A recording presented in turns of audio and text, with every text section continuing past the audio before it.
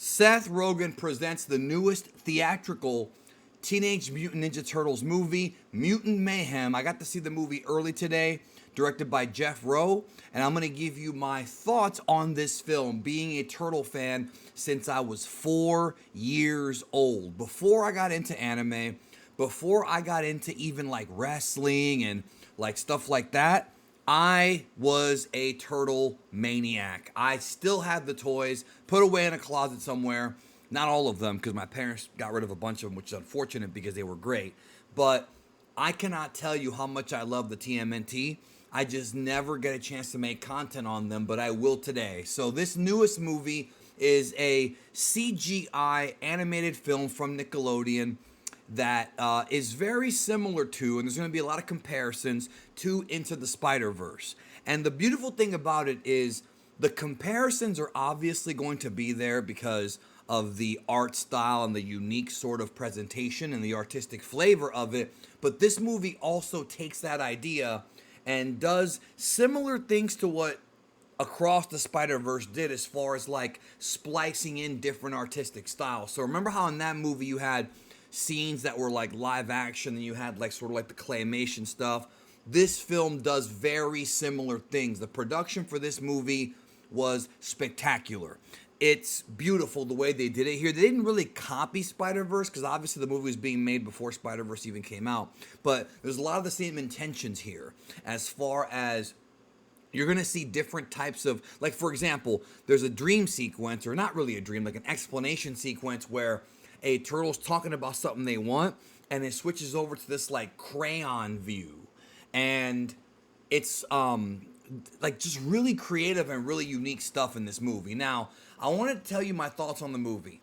I'm telling you this right now. This is the most fun I have had with a TMNT movie probably since Secret of the Ooze. I'll be honest, at this point, and I need to see it again, I should see it again, this is now the second best theatrical TMNT movie, right behind the original 1990 movie. I enjoyed this movie that much. This is really, it's a different take on the Turtles. And if you're a longtime fan of the Turtles, you know there's a ton of different interpretations of them, not just in the comic book world with stuff like The Last Ronin, the IDW series, the Mirage series, but then you've also got the 87 series, the 03 series, 2012 series, 2016 series, the Bay produced movies. There's lots of different flavors and different types of turtle portrayals. This one is no different. This one, to me, kind of came off like a combination of The Batman mixed with Lego Batman.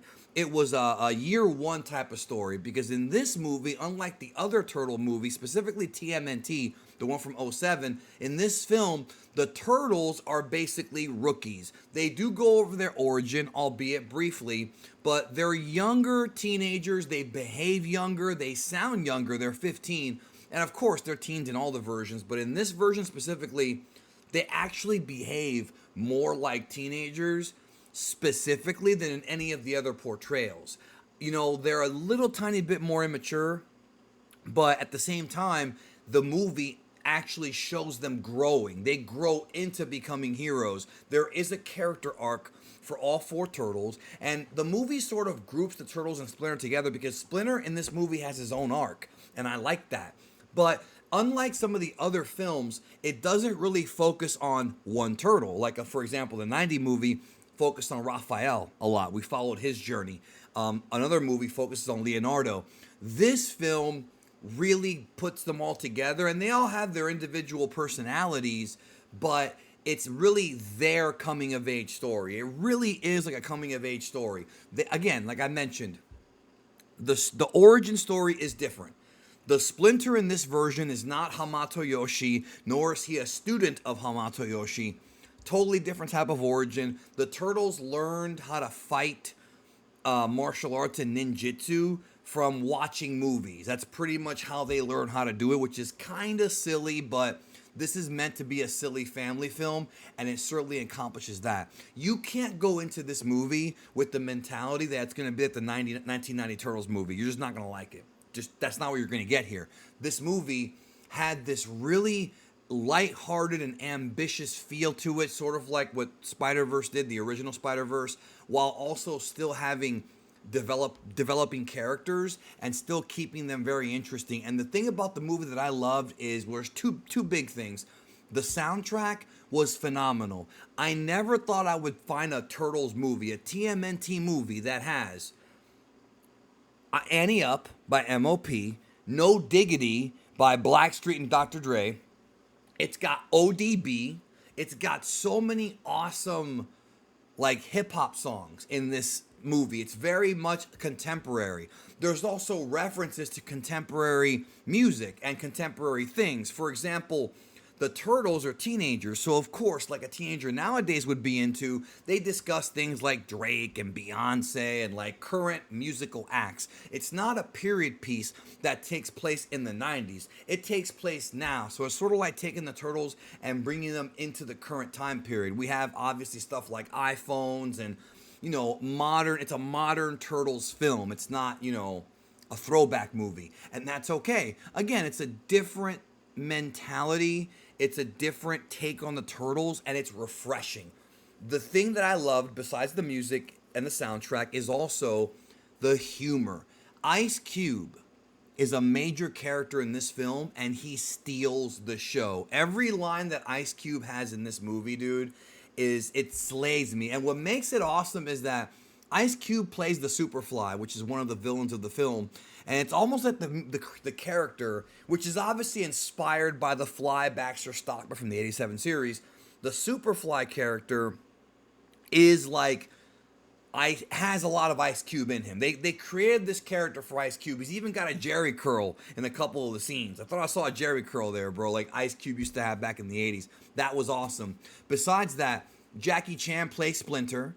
And that's awesome. I mean, that's just awesome just for it being what it is. John Cena's in the movie. Rose Byrne's in the movie. Natasha Demetriou. The voice acting I thought was phenomenal. The vocal performances were great too. Ayo Edebiri, who basically is mostly known for a TV show on Comedy Central called Up Next and Iconography. She's in this film as a young April O'Neil. This is very much high school era April. It's not like grown up, mature, Channel 6 News April. That's not what we're getting here. She has her own arc as well. So they were able to create a great story that again has character arcs, but also has great just fun. Maya Rudolph's in this movie. Paul Rudd's in this movie. Seth Rogen, Post Malone. Great supporting vocal cast. Now, when it comes to the actual Turtles, I do have a criticism. I did not like the way Donatello sounded. Donatello was voiced by Micah Abbey. He sounds like he's 10 years old. Like, the voice they picked for Donnie in this movie, I did not like it at all, dude. I really didn't. I was kind of hoping for something more along the lines of what they were doing in the old movies and in the old TV show. Because Donnie has a distinct kind of nerd tone to his voice. You understand what I'm saying? In this version, I don't like it. That was the one drawback of the film, I have to say. But also, it's a family movie. Like I said, don't expect to see all kinds of like blood, and it's not that kind of movie, dude. But even though it is a family film, there were at least 3 times in this movie where I was laughing out loud. There's a hilarious Missy Misdemeanor Elliott reference in the movie that I pop for. Like, I popped. And also, there's tons of lore and Easter eggs from the Turtles themselves. I'm not going to give away the Easter eggs because there's a couple of them that I think longtime Turtle fans of the movies and the cartoons and even the comics are going to dig. There's visual gags that are throwbacks to the old films. There's there's stuff named after the creators. It's just, there's a lot of love put into this film, but it's not a member-berry type of movie. It's a brand new story creating a brand new universe. There is a mid-credit scene. Which means they're going to make more of these, and quite frankly, they should. This is a phenomenal Turtles movie. I had a great time with this movie, dude. I couldn't even begin to tell you. I had fun, and that's all I wanted from the Turtles is fun. You got fun. You had an actual character arc for at least 6 characters had their own little mini arc, and it was interesting, and you had a little bit of emotion, a little bit of love, like the father and son kind of love, like with Splinter and Turtles. That's here, like it was in the older portrayals. They did a great job with this. Seth Rogen, Jeff Rowe, that whole team did a phenomenal job. I think Turtle fans of the old series are going to dig this, and I think kids are going to dig it. Adults are going to dig it. It's really, especially if you're a longtime fan, but even if you're not, if this is your first time ever experiencing the Turtles, you're gonna have a good time. I had a great time watching this movie. And again, if you are a fan of Into the Spider-Verse or any of those movies, it's very similar tone, very artistic. It's the Turtles version of Spider-Verse in many ways, and that's not a bad thing.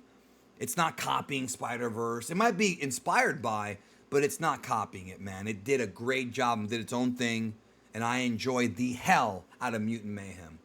Go see this movie. Trust me. Go see this movie. Trust me. I have a big smile on my face still after seeing this one. It comes out August 2nd, so go see it.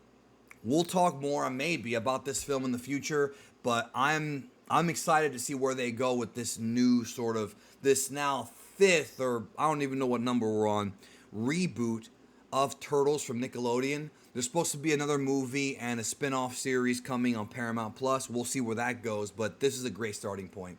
Anyways, y'all, loved it. Trust me on this one. It is worth spending your hard-earned money to go see this film. You will have a good time.